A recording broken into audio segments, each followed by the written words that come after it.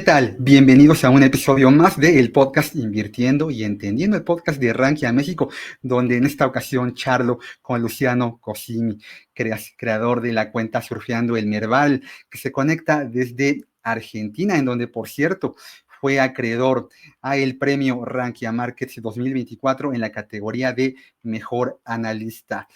Luciano, bienvenido. Hola Edgar, ¿cómo estás? Buenas tardes, Encantado buenas de noches. saludarte. El gusto es mío y bueno, gracias por la invitación, ¿no? Me encantan este tipo de charlas, así que nada, con ganas. Oye, Luciano, ¿qué es lo primero que se te viene a la mente cuando escuchas la palabra Rankia? Mirá, yo a Rankia lo conocí hace unos años ya como un portal de noticias y de información financiera, ¿no? Relacionado a mercados. En su momento me gustaba porque era en español, que no había tanta info en español al respecto. Así que bueno, nada, eso es un portal, una comunidad de inversores y de gente que quiere conocer sobre el mercado. Te perdí un poquito el final. Sí, no, decía que es una comunidad de personas que están, bueno, interesadas en el mercado y que buscan informarse, ¿no? De lo que está pasando tanto en la bolsa de su país como en Estados Unidos. Ok, ok. Oye, la mayoría, Luciano, de nosotros quienes nos dedicamos a el mercado de valores en los diferentes ámbitos, sectores, terrenos, tenemos una historia en común y tiene que ver con que hubo algo en nuestra curva formativa, la mayoría Ujú. en la adolescencia, en la adultez temprana, algunos en la niñez, que nos marcó para vincularnos a esto. En tu caso, ¿cómo fue que te enamoraste del ambiente, del sector, del medio financiero? Mira, a mí siempre me gustó la bolsa en sí, ¿no? Para englobarlo. Me acuerdo que miraba películas, miraba noticias cuando era quizás adolescente, ya llegando a los 20 años, ¿no? Pero nunca había tenido nadie cercano que se dedique a la bolsa o que siquiera invierta. Hace, te diría, 12, 15 años, no era muy común que la gente no calificada invirtiera en bolsa porque no era tan fácil acceder. Entonces, solo lo veía como algo utópico, como imaginarte estar en Wall Street y más que una película, no, no. Y bueno, en la facultad yo estudié contador público, no sé allá en México cómo se llama la carrera, pero sería contable. No me gustó para nada, no me gustó en absoluto. Pero la mitad de la carrera tuve una materia que era finanzas y mercado de capitales, que bueno, me abrió los ojos. Realmente me interesó mucho, fue, tengo que admitirlo, la única materia que estudié con ganas de aprender. Y bueno, era solo eso, porque no había más en la facultad que una sola materia y dije, bueno, si quiero trabajar de esto, ¿qué tengo que hacer para poder ingresar, no sé, a la bolsa de comercio a trabajar? Bueno, no había ninguna carrera para, para poder continuar, entonces lo que hice fue seguir con cursos. Ahí te perdí, Edgar, no sé si seguís o no.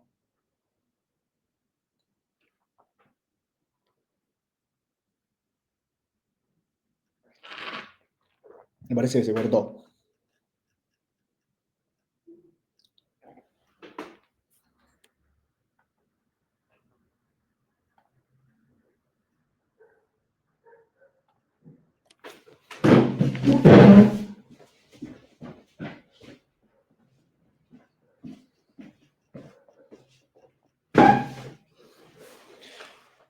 Ahí, Edgar, te perdí, ¿puede ser que se había cortado? Sí, se cortó un poco la transmisión. Bueno, son gajes del Ah, bien. oficio, ¿no? Es Sí, lo que obvio, pasa cuando uno totalmente. se conecta en este tipo de transmisiones.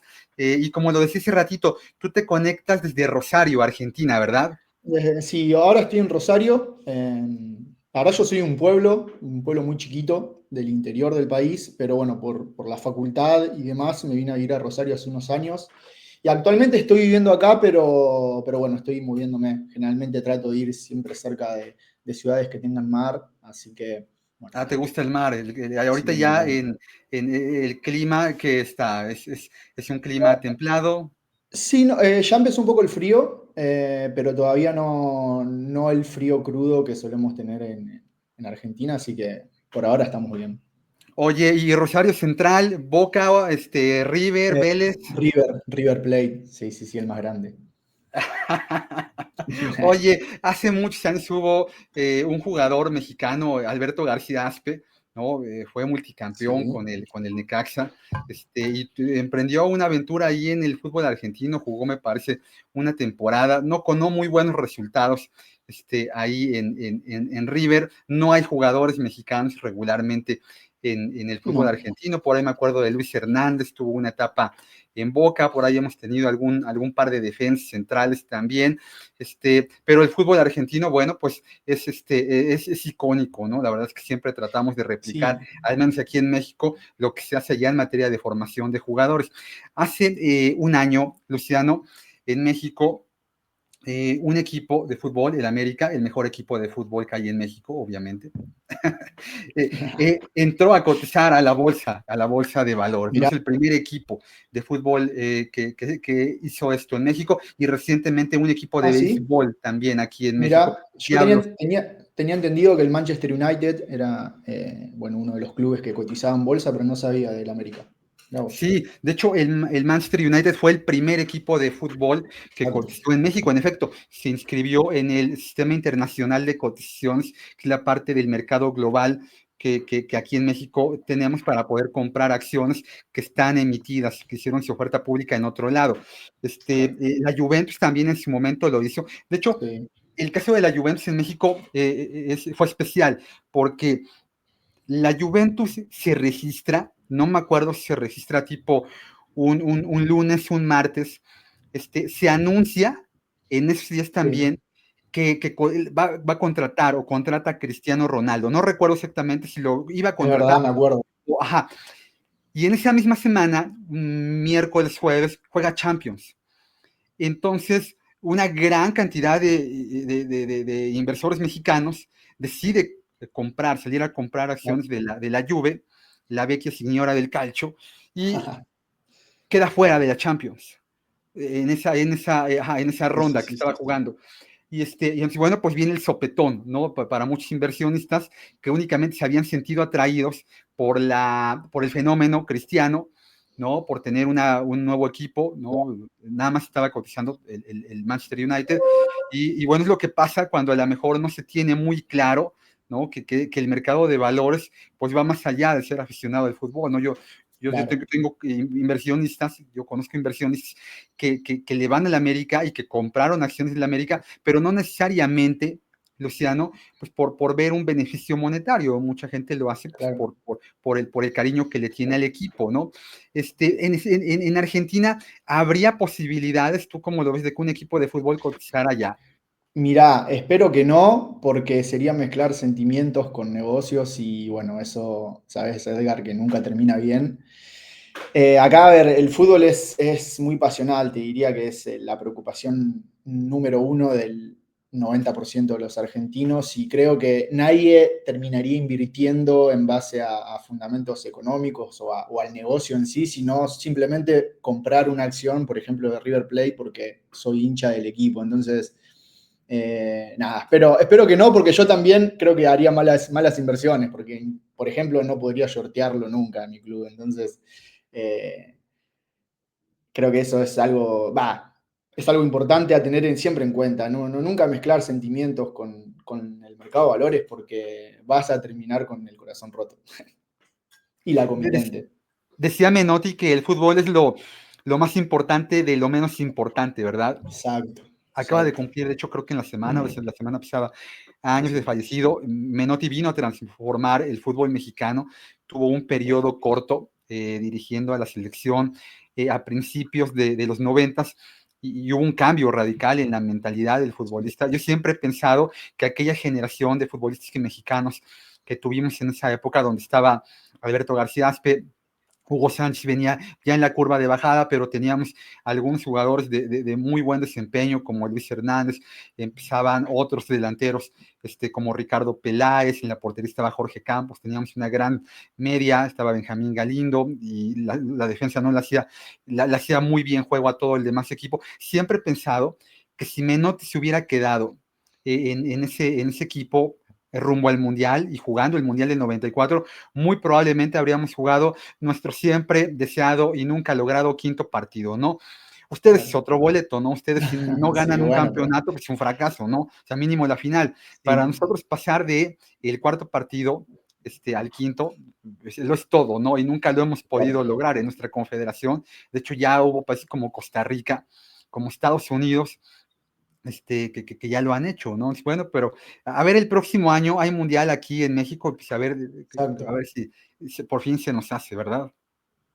Sí, sí, yo, a ver, lo que nombrabas de Menotti, sí, por ejemplo, acá se vio mucho en Chile cuando fue Marcelo Bielsa, que la verdad que yo realmente lo admiro porque es un gran técnico y transmite mucho y también les cambió la mentalidad a los jugadores chilenos, que fíjate que después terminaron ganando 2 Copas Américas. Entonces, a veces ese tipo, esos grandes maestros llegan, dan vuelta a todo y dejan su huella, ¿no? Y cambian la mentalidad de los jugadores, de los hinchas, cambian la energía. Pero bueno, a ver, tienen la oportunidad el año que viene de jugar un mundial, parte del mundial en su país, así que es mejor imposible, ¿no? Para llegar a ese quinto partido. Si no sé, en este año no va a ser nunca, mi querido Luciano. Y ahorita que hablabas de la mentalidad, el mercado de valores te exige tener Sin mucha duda. claridad, ¿no? Me parece que quien le entiende al mercado de valores le entiende en términos generales a la vida. Ahorita que hablabas de Bielsa, también bielsista, yo hasta el tuétano, ¿no? Esta mentalidad estoica que se transmite en todos los terrenos de cualquier quehacer, pues también en las finanzas, en las inversiones, tiene un impacto muy importante. Yo siempre he sido de la idea de que invertimos como somos, nuestra gestión patrimonial es la larga sombra de nuestra personalidad. Eh, eh, ¿Tú consideras que cualquier persona, Luciano, puede ser un buen inversionista o tiene que trabajar ciertas habilidades? ¿Es algo que con lo que nace? ¿Tú qué opinas? Creo que el inversionista tiene que tener una gran cuota de control psicológico, ¿sí? Yo, a ver, siempre digo una frase que si te querés conocer a vos mismo, abrite una cuenta en la bolsa y empezá a operar y vas a saber cuáles son tus límites de miedo, de avaricia, de conocimiento, de poder razonar y de tomar decisiones. Yo creo que no todos están capacitados para ser inversores, al menos de manera particular, pero la única forma de averiguarlo es en el juego, probando y viendo hasta dónde podés llegar y hasta dónde no. Me ha pasado y tengo muchos amigos que quizás no tienen nada que ver con economía, con las ciencias económicas y han estudiado o no han estudiado nada y son muy buenos inversionistas porque saben manejar muy bien sus sentimientos, la presión y la paciencia, que creo que son los factores claves para poder ser un buen inversor, sin dudas, sin dudas. ¿Cuál fue la primera inversión que hiciste? ¿Te acuerdas? ¿Qué fue lo que compraste? ¿Qué instrumento, Compré, qué título, qué sí, acción?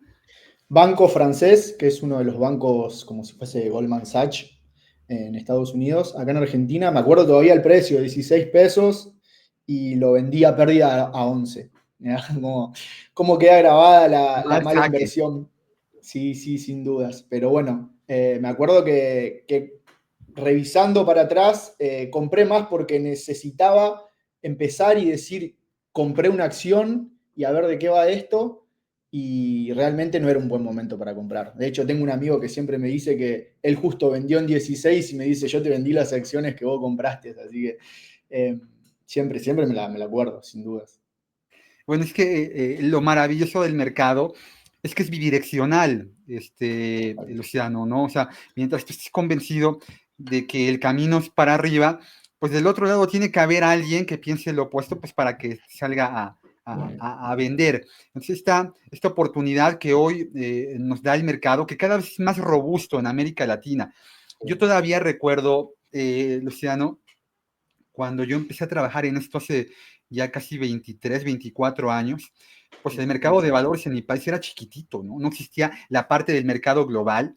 Lo único que podía salir a comprar aquí en México un inversor en una moneda denominada diferente a la local, en pesos, eran unos bonos que emitía el gobierno federal en dólares, UMS, que es la abreviatura de United Mexican States.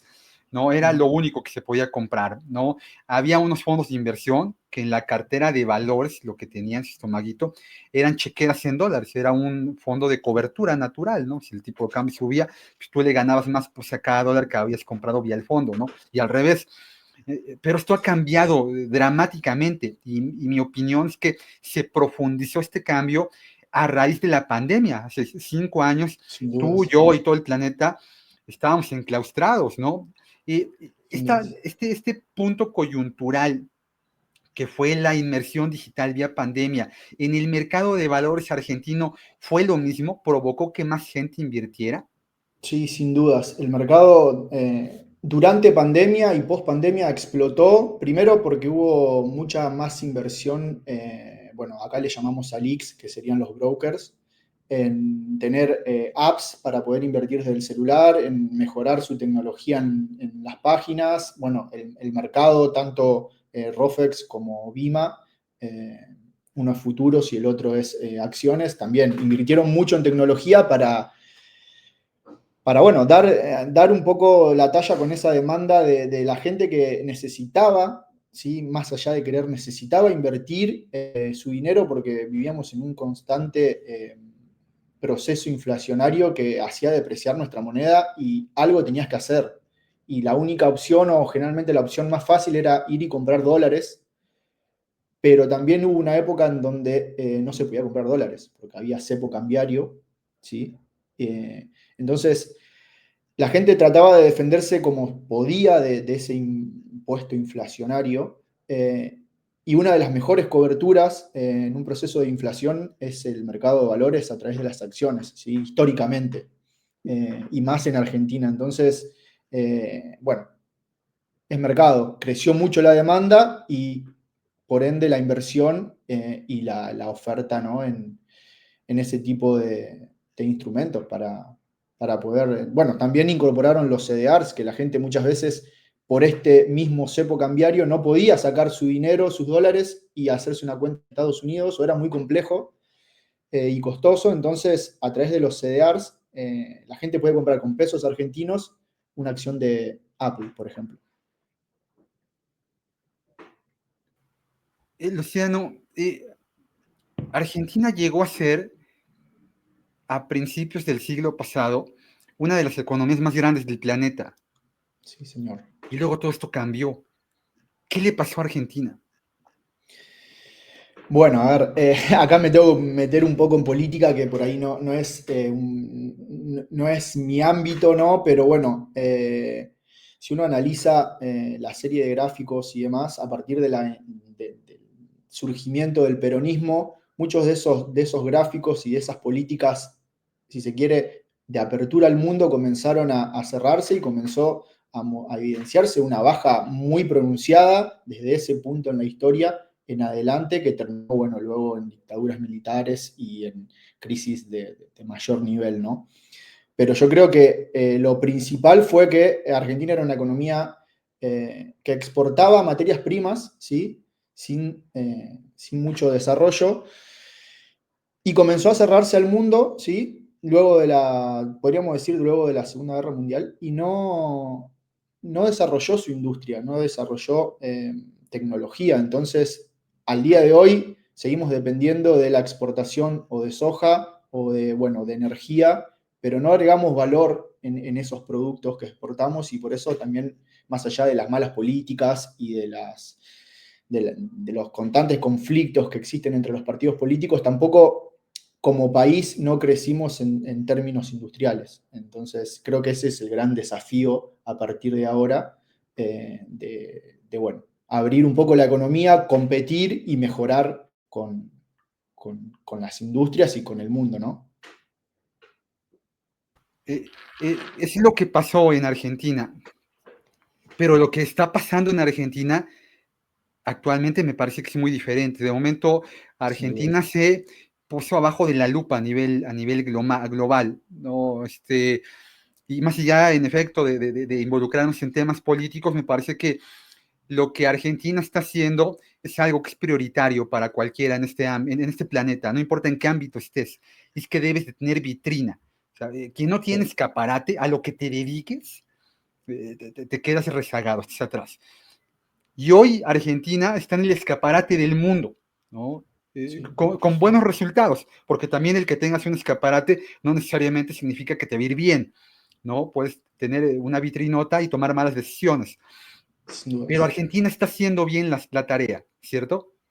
Sí, a ver, esa visibilidad que estamos teniendo como país, bueno, viene principalmente por la imagen de Javier Milei, el nuevo presidente, por sus formas, por sus ideas, pero bueno, es a veces hasta percibido como un rockstar en el exterior, pero también se están tomando buenas decisiones que acompañan esa imagen que él está dando en el mundo, porque, a ver, si él tiene esa imagen y esa exposición en el mundo, ¿no? En conferencias, digamos, en reuniones con Trump, pero en Argentina se siguen tomando las mismas decisiones que nos llevaron hasta este punto, no tiene ningún valor y es totalmente vacío, pero el equipo económico la verdad que está tomando muy buenas decisiones y se está reflejando no solo en la baja del riesgo país, en la suba de acciones, en el comportamiento del dólar, que es por ahí quizás la variable o el termómetro que te define qué tan bien o qué tan mal están las cosas en el país. Y yo creo, humildemente, que estamos viviendo un cambio de era en Argentina, ¿sí? Que muchas veces es difícil de apreciarlo cuando lo estás transitando, ¿sí? Porque obviamente todo cambio de era tiene muchos altibajos y muchas decisiones incómodas, pero, pero sin duda creo que Argentina, si se sostiene en este rumbo, va a cambio a una modificación de su historia, ¿no? Tantos años de gastar muchísimo más de lo que se recauda, nos llevaron a prácticamente una hiperinflación. Entonces, creo que vamos por el camino correcto, falta mucho, no es fácil, Argentina no es un país fácil, pero creo que se están tomando las decisiones correctas y que no solo la sociedad demandaba, sino que también el mercado y la historia en cierto punto demandaba, ¿no? Es que dicen que crecer duele, ¿no? O sea, Totalmente, no hay decisiones fáciles, más bien no hay decisiones buenas que sean fáciles, te tiene que costar algo, ¿no? Este, sin duda. yo encuentro muchos paralelismos, Luciano, entre lo que está pasando, la historia reciente, contemporánea de Argentina, económica, y lo que a México le pasó en los ochentas, finales de los setentas, principios de los noventas, ¿no? Un país que ahorita que tú decías, hablabas del dólar, pues hoy en México todavía una de las variables, una regla de dedo, voltear a ver nuestro tipo de cambio como un indicador que nos dice qué tan bien o qué tan mal está la economía. Hay ciertas aristas alrededor de esto, pero en términos generales hay atrás una sociopatía del mexicano, ¿no? Sin Este, duda. cuando yo empecé a trabajar en esto, en el mercado de valores, Luciano, ahí me daban una hoja impresa en blanco y negro que tenía en la parte de arriba eh, dos indicadores, que era sobre lo que el inversionista cuando llegabas y le enseñabas todos los productos de inversión, decidían, pero en base a esos dos indicadores, que era el tipo de cambio y el precio de la mezcla mexicana de petróleo, ¿no? Este país, bueno, pues Mm, creció en su época colonial y todavía mucho más adelante, diría que incluso a principios del siglo pasado, por la extracción de plata, México sigue siendo el principal extractor y exportador de plata del mundo. Y luego esto cambió a raíz de la Segunda Guerra Mundial. México nacionaliza la industria petrolera, hidrocarburos, y México, bueno, pues tuvo un momento muy importante económico que duró 60 años. Llegamos a tener las reservas internacionales de crudo más grandes del planeta. Pero bueno, México firma el Tratado de Libre Comercio de América del Norte a mediados de los 90 y entra en esta dinámica de cadena de valor en la manufactura. Y ahí México se industrializa en la sí, frontera norte del país, pegado a Estados Unidos, pues crecen un abanico de ciudades, de cinturones, de manufactura enormes en Ciudad Juárez, en Tijuana. Y bueno, México ahí aprovecha ese momento, ¿no? Hoy, con los cambios que está habiendo, ¿no? Me parece a mí que estamos viviendo un momento de coyuntura a nivel global, muy importante, que tiene que ver con una desglobalización. Sin Empezamos duda. a entrar en una sinergia de cadenas de valor más bien regionales. ¿Qué opinas de esto? ¿Hacia dónde crees tú que va el mundo? Bueno, a ver, va justamente hacia eso, hacia una desglobalización, es un poco revertir esta prácticamente globalización extrema que vivimos hasta hace unos años, pero, a ver, Trump asume con un discurso totalmente proteccionista. De hecho, las medidas que está tomando o las presiones que está tratando de ejercer a través del tema de los aranceles y demás van un poco a eso, a recuperar lo que era Estados Unidos antes de que sus fábricas se muden al sudeste asiático, que no sé, sus zapatillas se hagan en China, y traer un poco toda esa producción de vuelta y generar nuevamente, bueno, empleos y dejar de depender tanto de esos países que, bueno, en definitiva es un gran juego geopolítico que no es más que eso el tema de los aranceles de Trump y sus presiones. Él viene un poco a recomponer eso, pues, bueno, uno puede analizar si está de acuerdo o no, pero el mundo va hacia una desglobalización y quizás no tan individualista en países, pero sí en regiones. Y bueno, en el medio está, por ejemplo, Argentina, que está tratando de abrirse al mundo, aunque parezca contradictorio, pero yo creo que hay un equilibrio en lo cerrado que estaba Argentina como país y que eso no permitía que crezca y que recaude y que vengan empresas del exterior, y también en la apertura extrema, ¿sí?, al comercio internacional. Entonces creo que Argentina va a terminar en un punto medio que va a terminar beneficiándola, ¿no? Justo ayer platicaba con mi cuñada, ella trabaja en Mercado Libre, aquí en Mira, México, y platicábamos, ¿no? De esta empresa, ¿no? Lo cual a mí me parece una, pues una evidencia de que podemos encontrar empresas de calidad, empresas que le aportan valor al inversionista con modelos interesantes y de negocio, no nada más en Estados Unidos, no nada más en Europa, no nada más en Asia. El mercado de valores en América Latina puede crecer de la mano yo creo que de dos cosas, a ver si tú ahí estás de acuerdo conmigo. ¿No? De un lado necesitas hacer un cambio muy importante en la forma en la que los empresarios ven a su negocio. Aquí en México, hoy, Luciano, si quisiéramos, hay 500 empresas que cumplen con las características para poder cotizar mañana en el mercado de valores. ¿Sabes cuántas cotizan en México hoy? 145 empresas, no pisamos sí, la. sí, O sea, triplicaríamos la cantidad. total. Y no lo hacen, no se puede, porque el accionista, el dueño de la empresa, está muy vinculado a un modelo de negocio familiar. Es muy complicado que el latino, este arraigo, ¿no? Que Sí, sí, tenemos sí, de, sí. bueno, sí me explico. Y del otro lado, el inversionista que tiene una gran carencia de educación financiera. Soy un convencido de que para que tú puedas invertir, primero tienes que aprender. O sea, de hecho, el concepto de invirtiendo y entendiendo va de la mano de eso, ¿no? O sea, tienes que invertir Sin dudas. sabiendo. ¿Sabes? Aquí decimos en México, te avientes como el borras. O sea, te metes algo de lo que dice mi papá. Es un consejo que él me dio desde hace muchísimos años. Me dijo, Edgar, nunca te metes en algo de lo que no te sepa salir, ¿no? Y en el mercado de valores hay mucha gente que se mete y pues bueno, hasta ahí llegó el patrimonio. Sí, Oye, sí, en sí. este par de conceptos, ¿en dónde están cómo están en Argentina?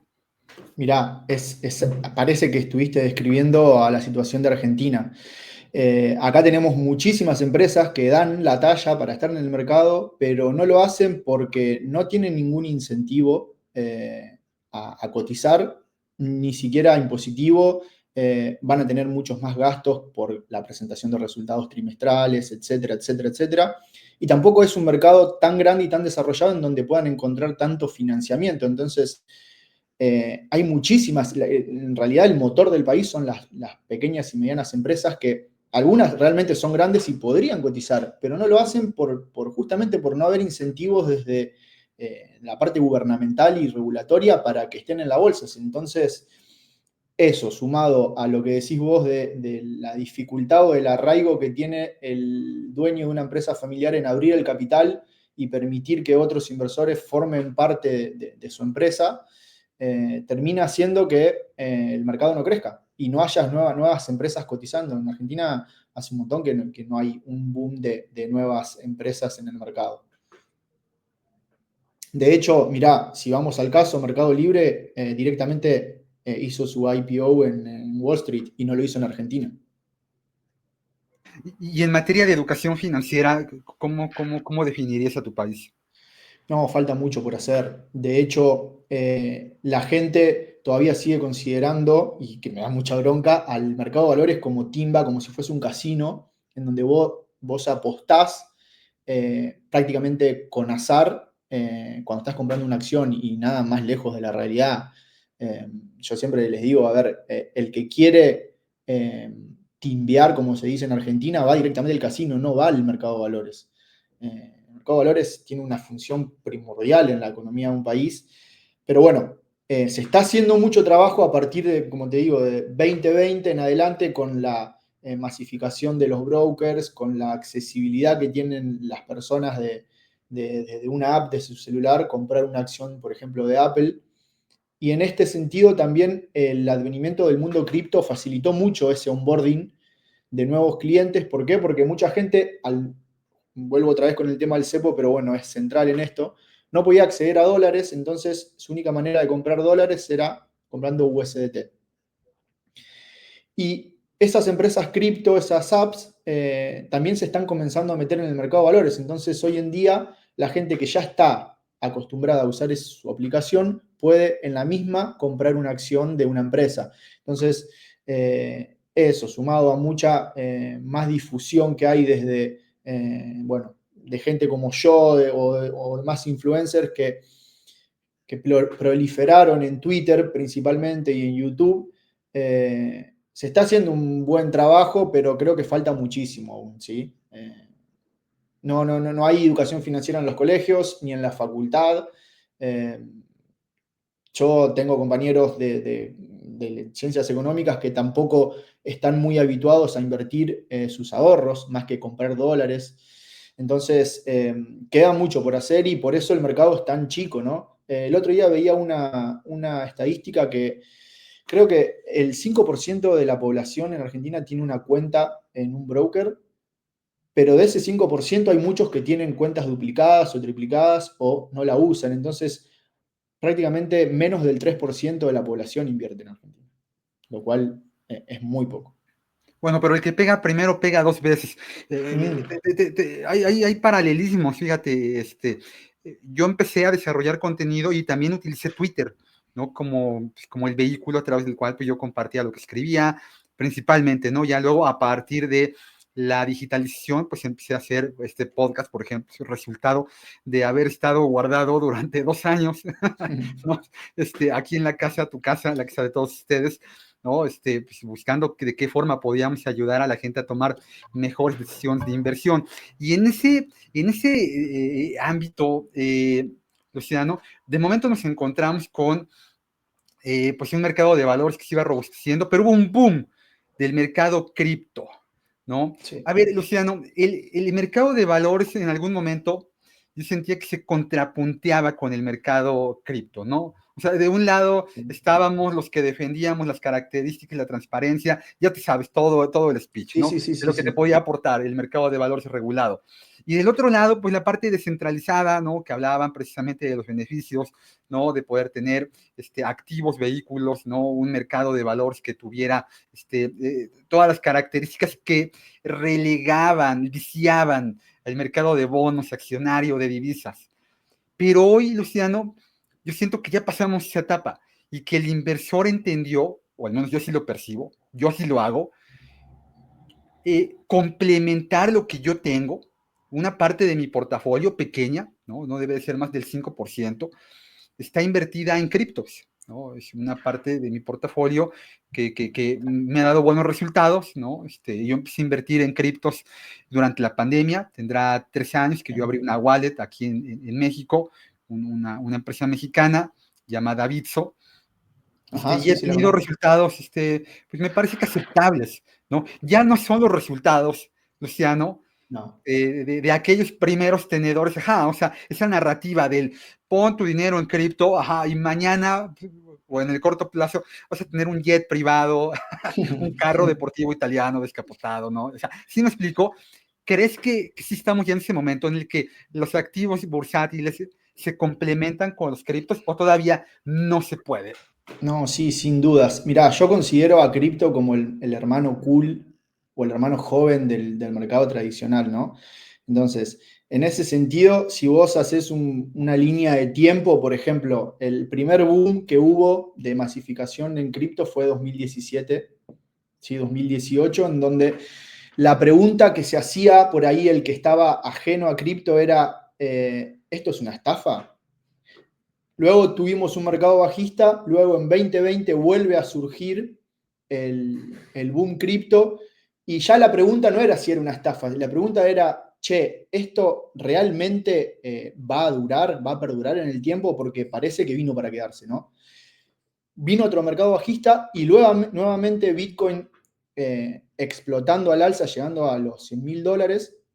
Y ya ahora la pregunta es, ¿cuánto van a invertir los ETF en Wall Street en Bitcoin? Entonces, fíjate cómo fue creciendo, consolidándose el mercado cripto y madurando, ¿sí? Pasando de ser quizás un mercado súper marginal y de nicho a ya estar sentado en la misma mesa que cualquier empresa de Wall Street, ¿no?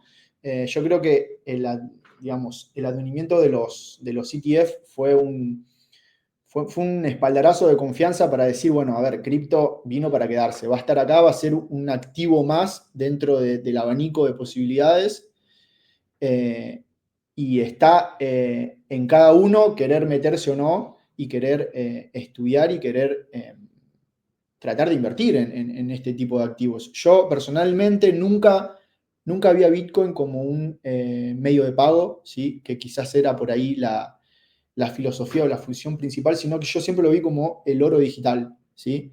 Como una referencia, ¿sí? 2.0, si se quiere, a lo que fue el oro en su momento y a lo que es hoy en día. Y creo que así se está comportando, eh, pero creo que esa lucha o esa contraposición que había entre lo tradicional y lo cripto, que era lo nuevo, yo creo que se están mezclando cada vez más y estamos en un punto en donde ya es parte del mercado tradicional, con futuros, con ETF. En un próximo futuro vamos a ver ETF sectoriales, ¿sí? Como fuese un ETF de inteligencia artificial, de real world assets, eh, de DeFi. Bueno, entonces creo que es muy positivo no solo para cripto, sino también para el mercado, porque, a ver, tenés más alternativas para el inversor y ese onboarding que permitió que mucha gente se acerque a las inversiones sin siquiera saber que era una acción o un bono, pero ya tenían cripto. Entonces hizo una democratización del mercado y le abrió las puertas a muchas personas que por ahí eran dejadas de lado o estaban a un costado por las diferentes regulaciones o validaciones que exigía el mercado tradicional, ¿no? Lo mismo pasa con los bancos digitales versus los bancos tradicionales, con sus sucursales, con su costo operativo, que dejaban a mucha gente afuera y lo vemos, por ejemplo, en Mercado Pago, con Mercado Libre, que le permitió estar bancarizado a muchísimas personas que antes no tenían otra posibilidad que más que pagar en efectivo. Entonces, creo que va de la mano y vino a mejorar lo que faltaba mejorar en el mercado tradicional cripto y no a reemplazar nada. Ok, ok, ok. Tu filosofía de inversión es tener y guardar, quedarte un horizonte temporal de largo plazo, o prefieres estar entrando y saliendo del mercado? Ya sea hablemos de una cripto, o de una Sí, acción, sí, o de sí. un ETF, ¿tú cómo te sientes más cómodo gestionando tus inversiones? A mí me gusta mucho y es lo que más resultado me ha dado el swing trading, ¿sí? Pero un swing trading de meses, no de semanas ni de días, en donde me gusta ir moviéndome con el sentimiento del mercado, siempre en buenas empresas o en buenos proyectos cripto, pero apuntalándome mucho en el análisis técnico. Entonces, yo selecciono el activo a través del análisis fundamental, ¿sí? Analizando la industria, la empresa, su management, sus decisiones, sus balances. Y una vez que tengo seleccionado qué activo quiero operar o qué serie de activos, busco el punto óptimo de entrada y de salida a través del análisis técnico. Eh, pero por mi estilo de vida, por mi filosofía y por quizás mi característica, que es lo que más resultado me ha dado, lo hago a través del swing trading y puedo tener una posición 6 meses o 15 días, ¿sí? Pero generalmente lo extiendo a un mes, un trimestre, dependiendo, ¿no?, la volatilidad de cada activo, pero bueno, básicamente es eso. No me gusta el day trading, no me gusta el, el, el invertir a tan largo plazo como decirte compro y vendo dentro de 20 años. La verdad que no me veo en ese perfil de inversor y bueno, trato de ser lo más agresivo posible dentro de lo que es la carcasa de swing trading, ¿no? Para poder diversificarte en el mercado de valores, en el mercado Sí, accionario, haciéndose un trading, siempre es importante tener un componente de liquidez, ¿no? Hace justo siempre, poco sí. con el tema de Warren Buffett, ¿no? Ya anuncia su salida de Berkshire Hathaway, ¿no? Y haciendo por ahí cuentas con el dinero que tiene en el efectivo esta empresota, pues podría empezar casi 500 años, y si él se gastara $1 millón diario, ¿ok? Sí, medio milenio, se gastaría justamente la liquidez que tiene, ¿no? O sea, la liquidez es muy importante para el trader, para el inversionista en general, ¿no? Sin dudas. En tu caso, ¿qué componente de liquidez recomiendas tener para el inversionista?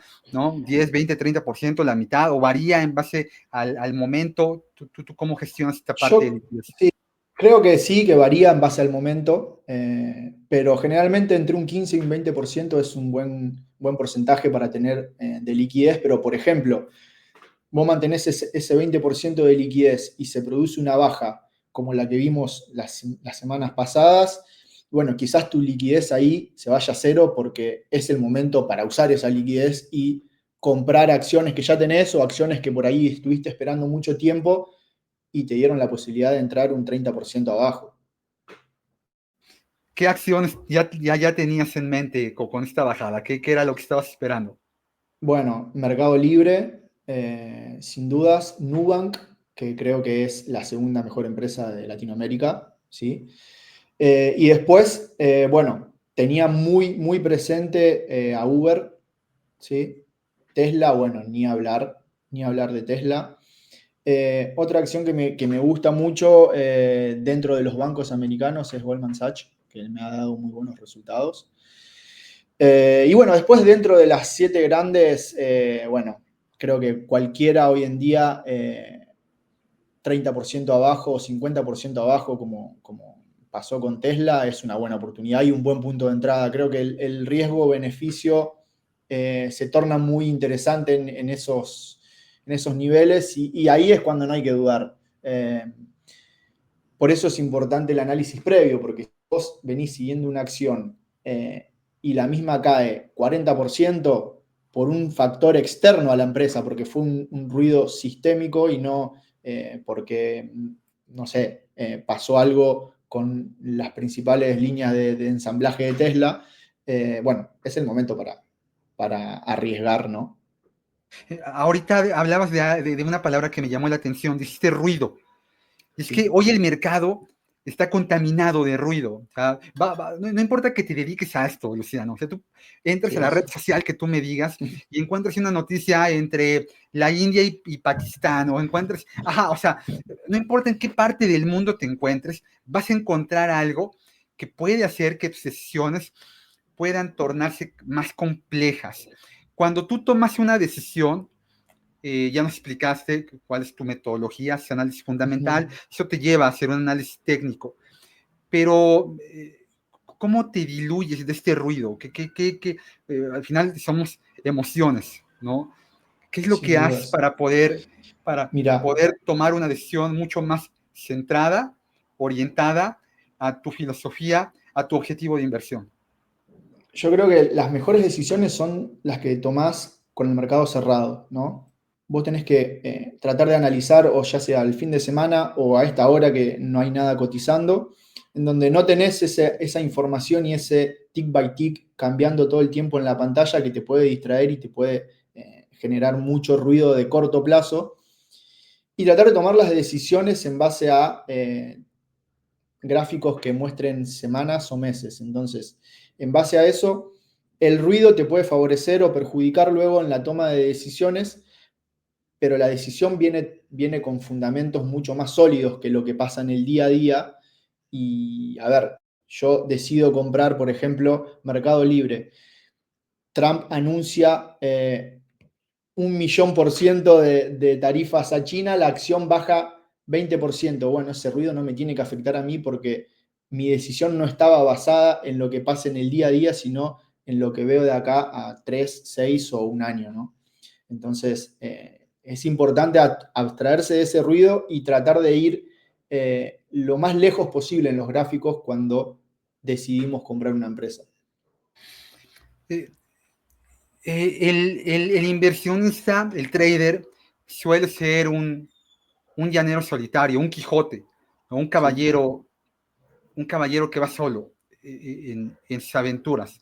Pero incluso el mismo Quijote, incluso el llanero solitario, tenían alguien que iba al lado de ellos, ¿no? Que les ayudaba en momentos complejos. Luciano, ¿a quién acude cuando necesita un consejo? ¿Él solo toma la decisión o tienes a alguien a quien le participes de tus inquietudes, de tus dudas, ¿no? sí, sí, sí. O lees a alguien, ahí me pasa. Mira, sí, a Ajá, ver, la comunidad que tenemos en Twitter en Argentina es muy buena. Si sabes a qué cuentas seguir, la verdad es como una gran sala de trading en donde todos comentamos, compartimos nuestros análisis, desde análisis técnico hasta noticias, análisis fundamental, gente que está con el algo trading. Entonces, ya esa es una gran primer fuente de consulta. Después podés tener relación con alguno más que con otros. Yo también suelo consultar mucho con mi hermano, que se dedica a otra cosa, pero es inversor, que por ahí me da esa visión de alguien que no está todo el día mirando mercados y mirando los gráficos y las noticias. Entonces, muchas veces yo estoy muy en el detalle y a lo mejor con una visión un poco más alejada y con perspectiva me hace ver cosas un poco más claras, ¿no? Que las que yo puedo ver de tan cerca del mercado. Entonces, a veces suelo consultarlo con él, también con mis compañeros de trabajo. Yo estoy trabajando con CryptoRun como analista, entonces ellos, si bien están más abocados a lo que es cripto, también es bueno tener un punto de vista de alguien que analiza de manera diferente el mercado. Y, y eso es un poco, a ver, en definitiva la decisión la termina tomando uno y sí es una profesión súper solitaria si te dedicas de manera independiente, pero, pero creo que hoy en día las puertas están abiertas a ver muchas opiniones y muchos análisis que quizás hace 20 años era muy difícil si no estabas en una oficina. Eres un analista reconocido. Bueno, de hecho, hace ratito fuera de cámaras, de micrófonos, me decís, me ubican más fuera de mi país, me buscan más fuera de mi país que a veces adentro, ¿no? Aunque Rankia te entregó la condecoración como el mejor analista argentino en la Rankia Markets del año pasado. Y el analista, en mi caso, en este programa he tenido a varios analistas locales y también de otros países, suelen tener un estilo de inversión, una filosofía de inversión de mucho más largo plazo, ¿no? Es más, te puedo compartir que a lo mejor más de la mitad, Luciano, suelen ser muy conservadores, ¿no? El analista suele ser, mi percepción es que suele ser mucho más reflexivo, con una prudencia que puede caer en el conservadurismo financiero y que tienen Ujú. únicamente bonos y de corto plazo. Y por ahí alguien a lo mejor se aventura a tener un poquito de ETFs, de ser gestión pasiva, ¿no? Y en tu caso, yo veo que tienes esta inquietud intelectual de irte vinculando, ¿no? Por lo que ya nos compartías cómo fue tu curva formativa, un mercado de valores que está en desarrollo, y tal vez ahí está el aliciente. O sea, el mercado de valores en México seguramente es más desarrollado que el argentino, Sí, ¿no? sin No duda. hablemos del brasileño, no hablemos del norteamericano, etcétera. ¿Tú crees que esto pudiera definirse como una virtud? O sea, que tú hayas nacido más agresivo por definición, porque tu mercado lo está estimulando, te estimula, Sí. o crees que esto a lo mejor en algún punto pudiera ser un sesgo que pudiera jugarte en contra? A ver, lo tomaría más como una virtud y tiene que ver un poco con la inestabilidad que se vive en Argentina históricamente.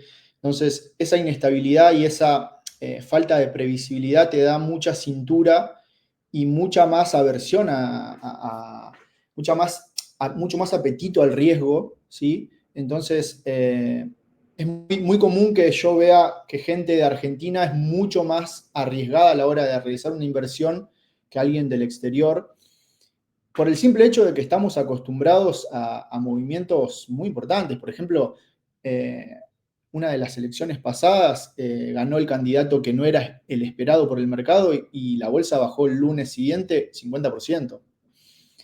Fue de las tres Wow, bajas más importantes de la historia wow. de todo el mundo. Entonces, la gente va pasando ese tipo de eventos y va teniendo una mayor resiliencia a lo que es una baja de 10% de Tesla, por ejemplo. Entonces, suele ser mucho más agresivo el inversor argentino que un inversor extranjero. Y yo lo veo como muchas veces como una virtud. A veces me resulta muy tranquilo invertir en la bolsa norteamericana, incluso en las acciones tecnológicas que son por ahí las que tienen mayor volatilidad, porque se mueve a una velocidad dentro de lo que es volatilidad mucho menor a la que tenemos acá. Acá, por ejemplo, hay una acción en celulosa argentina que bajó, creo que 70% estos días, rebotó 200, hoy estuvo menos 20. Entonces, estamos acostumbrados a ese tipo de movimientos y de rendimientos. Creo que es una virtud. No sé si lo hubiese elegido, pero bueno, es cuestión de ir adaptándose y es una suerte de darwinismo financiero el que tenemos en Argentina.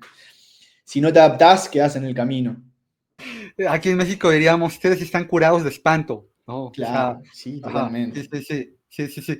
Eh, eh, ¿qué personaje o qué libro eh, ha marcado tu filosofía de inversión? ¿Qué bibliografía nos podrías compartir? Mira, tengo tres que siempre recomiendo. El principal y el que más admiro es Jesse Livermore, que en mi opinión fue el mejor trader de la historia, ¿no? Bueno, su libro, que en realidad no lo escribió él, pero cuenta su historia, es Reminiscencias de un operador de acciones. Creo que es fundamental para quien se quiera dedicar a esto. Después, otro libro que me cambió mucho la manera de invertir y de pensar y de entender el mercado es El arte del pensamiento contrario. No sé si lo leíste o no, pero te lo súper recomiendo porque te hace ver mucho más allá y tratar de salir de lo que es el pensamiento de manada, ¿sí? Y creo que en esa contraposición de pensar diferente es cuando se hacen las verdaderas diferencias en el mercado, ¿no? Y después a mí me gusta mucho la historia, leí mucho de Segunda Guerra Mundial, de historia incluso rusa, y eso me llevó a estudiar la historia del mercado y la historia de las diferentes crisis, y bueno, el libro de eh, Pánico, Crisis, Pánicos y Crashes, creo que, bueno, tiene resumido y creo que es la mejor fuente para ir a consultar qué es lo que pasó y cómo se vivió y qué decisiones iban tomando los diferentes actores de mercado en cada una de las crisis, desde los tulipanes hasta 2008, por ejemplo. este libro, este último libro que nos compartes, es un remanso cada vez que atravesamos por un Sí, bache, un hoyo en el mercado, porque te das cuenta que la historia económica acaba siendo incluso circular, ¿no? La mayoría del conocimiento en otras áreas pues es lineal, ¿no? O sea, tú no vas sí, a pasar por el conocimiento que ya obtuviste, pero aquí en exacto, esto, o sea, por donde ya pasaste, nada más le vas a dar la vuelta. El tema es que no sabemos exacto. cuándo va a ser la siguiente vuelta y que esa vuelta puede tener características diferentes, pero ahí vamos a estar, ¿no? Las palabras más peligrosas en esto decían, ¿no? Es esta vez será diferente, ¿no? Y bueno, pues, Totalmente. Bueno, ajá, exacto. eh, Aquí aprendemos de los errores y debemos tenerlos muy bien, este, eh, ahí fijos, porque vamos a pasar por ahí. Eh, y en ahí ese bache, te agrego una frase ahí que Jesse Livermore tiene una frase de las más conocidas, que es que no existe nada nuevo bajo el sol, y él dice que la especulación es tan vieja como las montañas, que lo que ya pasó en Wall Street va a volver a pasar. Eh, entonces, es un poco relacionado a lo que decís vos, es un círculo, las crisis se van repitiendo y lo importante es determinar en qué momento va a suceder, pero van a suceder. sí, estoy leyendo la psicología del dinero y encontraba ahí un gráfico muy interesante en donde se percibe que las crisis cada vez son más distantes en materia de tiempo. O sea, hace 100 años, 150 años, había más crisis de forma recurrente. Ahora tardan más, pero son mucho más profundas, ¿no? Pero también en la parte del auge. O sea, el Claro. inversionista en el mercado de valores, pues tiene que entender, ¿no? Que lo que sube va a bajar con la misma Mm. intensidad, ¿no? Y aquí yo te preguntaría, eh, ¿tú crees que ya estamos en la parte final de este golpe que recibimos por parte de la administración Trump? O sea, es una crisis. El otro día escuchaba que decía, ¿no? Alguien, era un analista también aquí en México, decía, hay veces que estamos como que buscando de dónde vino la crisis. Esta crisis tiene nombre y apellidos. O sea, pocas veces en la Eso historia sin todo duda. el mundo está tan de acuerdo en de dónde provino, cómo se originó, como esta vez. Ahí sí todos estamos parejos. Pero donde todavía no tenemos muy claro es si estamos en la parte donde apenas empieza, si estamos en la mitad o ya estamos saliendo. ¿Tú qué opinas? A ver, era verdad que el mercado estaba pasado de rosca, como solemos decir en Argentina, estaba caro con valuaciones muy altas, pero no corregía. Y esta narrativa se venía dando durante todo el año pasado, pero el mercado no corregía. El mercado necesitaba una excusa para decir, bueno, corrijo todo este exceso que hay, y la encontró con Trump, la encontró con su decisión arbitraria de decir cierro todo y pongo tantos por ciento de aranceles, pero a la vez es una decisión que se arregla en un día en una oficina. No es un daño estructural como podíamos evidenciar en el 2008-2009. Entonces, por eso tuvimos una baja tan rápida y una recuperación tan rápida. Si mirás el gráfico del Standard Poor's, estamos a muy poco de tener una recuperación en B. eh, que hasta te diría similar a lo que pasó con el COVID, cuando lo del COVID era, en mi opinión, mucho más grave porque no teníamos certeza hacia futuro qué iba a pasar. El mundo estaba cerrado de verdad. Ahora estamos discutiendo tarifas que todavía en muchos casos no se aplicaron, ¿sí? Y que claramente es una maniobra de Trump para negociar y para presionar en base a sus intereses. Entonces, me parece que si mañana sale una noticia de que Trump arregla con China, el mercado va a volar. El mercado va a volar y probablemente vayamos a máximos. Entonces, en mi opinión, no veo un daño estructural, y más aún con el trabajo que estuvo haciendo la Fed todo este tiempo de, bueno, tratar de controlar con su política monetaria lo que era la inflación, que finalmente no fue transitoria como en su momento manifestó Powell. Eh, pero creo que estamos cerca de una finalización, por lo menos de este conflicto, que es tarifas y que es hasta una irracionalidad por parte de Trump. Después habrá que ver qué consecuencias trajo todo esto, porque todavía no lo estamos viendo. De hecho, en los balances de las empresas que presentaron estos días no está el efecto de tarifas. Entonces creo que a partir de segundo trimestre y quizás la segunda parte del año podemos tener un poco más de claro si esto, bueno, va para largo o no. Yo creo que no, pero bueno, tampoco no tenemos toda la información hoy como para poder asegurarlo.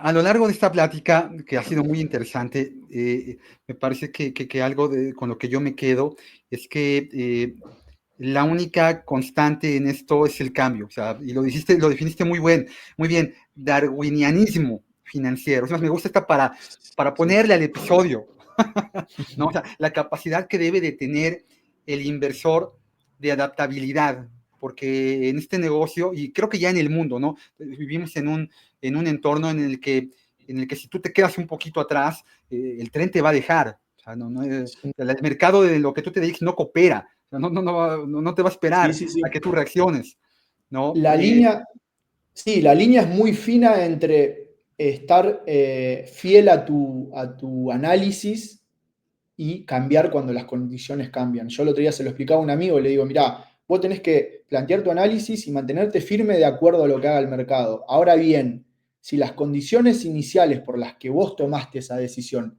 cambian, tenés que cambiar. Tenés que modificar, porque evidentemente estabas equivocado o no tenías toda la información que sí tenés ahora. Entonces es muy fina esa línea y te la da la experiencia de decir cuándo mantengo una posición porque estoy seguro de mi análisis y cuándo debo reconocer que me equivoqué y tengo que cambiar. El día que te escribas un libro, ya tienes el título. Sí, sí, sí, sí, sí. Y tienes que poner ahí en el libro, ¿eh? El nombre del libro salió de un podcast. Sí, sí, te voy a nombrar, te Muy bueno, o prometo. sea, es que me parece que sí es muy importante, ¿no? Esta parte del inversionista a lo mejor no la tiene muy clara, ¿no? Vinimos, y en general el latino es una persona muy tradicional en todo lo que hace. Es muy difícil que nos salgamos de nuestro nicho, de nuestra zona de confort. No tenemos esta cultura que hace ratito que hablabas de la historia, a lo mejor el europeo, pues dice también la abuela, ¿no? La burra no era arisca, le hicieron a palos. O sea, esta capacidad de resiliencia que tienen otras culturas, el japonés, el europeo, bueno, los europeos les pasaron dos guerras mundiales a la misma generación. O sea, no se murió. O sea, los que quedaron vivos de la primera, pero recibieron al poco tiempo la segunda, Sí, ¿no? es increíble. Esta capacidad de resiliencia, de tengo que cambiar, me tengo que adaptar o me voy a morir, o sea, no la tenemos los latinos, ¿no? En mi caso, por ejemplo, en México, vivimos un periodo de estabilidad financiera, política, etcétera, de casi 80 años. La Revolución Mexicana concluye a mediados de la década de los 20 del siglo pasado, y pues nunca volvimos a tener un conflicto. En el 94 tuvimos por ahí en el sur de México, cerquita de Cancún, a donde ya estuviste, en Chiapas, tuvimos un levantamiento armado que fue también muy regional, no pasó nada. Y el latino, bueno, todo este tipo de condiciones, de condicionantes, lo hace una cultura muy tradicional. Entonces, tenemos que tener esa capacidad, es un deber, tener un deber, ¿no? Adaptarnos a estos cambios que además están siendo muy rápidos. Para ir concluyendo, Luciano, este episodio 1.0, porque también atrás de cámaras dijimos, bueno, tú con mate, yo con una agüita de Jamaica, el 2.0, ¿con qué va a ser? Dijimos. Con Fernet No, y una corona. una corona. Una corona. O un tequila, ¿no? Ah, Ya bueno. veremos, ya nos pondremos de acuerdo. Oye, eh, ¿qué consejo le darías? Es un podcast formativo. ¿Qué hábito tú le dirías? Este es el hábito o los hábitos más importantes que debe de tener un buen inversor. Creo que lo principal es mirar el mercado todos los días, incluso cuando aún no se arrancó a operar o cuando ya estamos como inversores, pero no tenemos posiciones o no estamos operando. ¿Por qué? Porque el mirar el mercado todos los días te va dando esa información y esa experiencia de qué va pasando, cómo se va desenvolviendo el mercado, cómo el mercado toma diferentes noticias, diferentes momentos. Entonces, en primer lugar, mirar el mercado. Si no miramos, no vamos a tener la información real, ¿no? y aparte de eso, complementarlo con mucho estudio. La verdad, hoy en día no es excusa porque tenemos información disponible gratis, ¿sí? En un celular. Entonces, mi consejo es que lean mucho sobre bolsa, mucho sobre historia de la bolsa, no tanto los libros técnicos como aquellos que te enseñan a hacer análisis técnico, por ejemplo, sino aquellos libros que, como el de Livermore, te explican cuál fue la filosofía de un gran inversor, o libros de historia que te cuentan anécdotas de cómo iban tomando decisiones en momentos cruciales los diferentes actores. Entonces, eso te va dando un poco, o te va rellenando toda esa información que no tuviste porque o pasó hace 50 años o todavía no estabas invirtiendo en el mercado cuando pasó, como en mi caso 2008, por ejemplo. Entonces, yo cada película, cada documental, cada libro o artículo que hay de 2008, 2009, lo leo para saber qué pasó, para saber qué se hablaba, qué se decía en ese momento y poder incorporarlo porque, como decíamos hace un ratito, va a volver a pasar. Quizás no exactamente con una crisis de hipotecas, pero con algún otro tipo de crisis y tenemos que estar preparados. Sí, coincido contigo. Esta inquietud intelectual me parece que debe de ser una condicionante de un buen inversor, ¿no? No veo a un buen inversionista, sobre todo haciendo lo que tú haces, que es estar involucrado en el mercado día a día, pues sin estar empapado, ¿no? O sea, estar Sí, pegado a la pantalla sin tener conocimiento de causa, pues es un suicidio. O sea, la pantalla, los números que se mueven ahí en realidad no te dicen nada, ¿no? O sea, el número es el no. resultado, es la derivada de un suceso del cual tú tienes que tener un conocimiento. Y para concluir, ¿en dónde te pueden encontrar? ¿En tu cuenta de Twitter o en qué redes para Sí, que la gente que ve, que escuche este podcast, pues pueda ya ir solamente, siguiendo? solamente tengo Twitter, que en mi opinión les recomiendo que se hagan una cuenta de Twitter porque por ahí pasa toda la información desde Trump anunciando algo hasta Elon Musk también opinando sobre su empresa, sobre el país o las noticias. Es instantáneo, entonces creo que ahí está la fuente de información y tenemos esa ventaja de que en un solo canal tenés toda la información relacionada al mercado al instante y gratis. Bueno, mi cuenta ahí es @merval_surf o surfeando el Merval, me pueden encontrar. Y bueno, nada, yo ahí comparto mi visión, mis análisis, algo de noticias y trato de solo hablar de mercados. No hablo ni de fútbol, ni de política, ni de surf, que es algo que me gusta mucho, sino que trato de que la cuenta sea como una suerte de blog o de lugar en donde alguien que se quiere informar o quiera ver una visión de mercado o consultarme pueda ir y se encuentre con eso sin ningún tipo de ruido ajeno a lo que es el mercado. Muy bien, me gusta la idea porque ya en el episodio 2.0 podremos hablar de fútbol, de surf. Ahorita pensaba que en la primera participación de los equipos mexicanos en la Libertadores fue, si no mal recuerdo, América y Chivas. El América queda eliminado contra River. Exacto. Sí, sí, sí, sí. Esto tiene que ser como del 97, ¿no? Sí, 97, 98. Ajá, más o menos, más o menos. Y bueno, pues ya en el segundo episodio seguramente podremos diversificar la plática. Por Luciano, qué supuesto. gusto haberte tenido. Gracias por el tiempo. Me la ha pasado muy bien. Espero que tú también. Muchas gracias, Edgar. Y bueno, nada, la pasé muy bien. Me encantan este tipo de charlas de mercado. Son muy divertidas y también muy constructivas para nosotros y para el que escucha. Así que agradecido siempre. Venga, pues ha sido un episodio más del podcast Invirtiendo y Entendiendo. Les pido que le den un pulgar arriba, que se suscriban, que lo compartan para que más personas con sus mismos intereses puedan acceder a él. Y como siempre, les deseo que tengan felices inversiones. Hasta la próxima.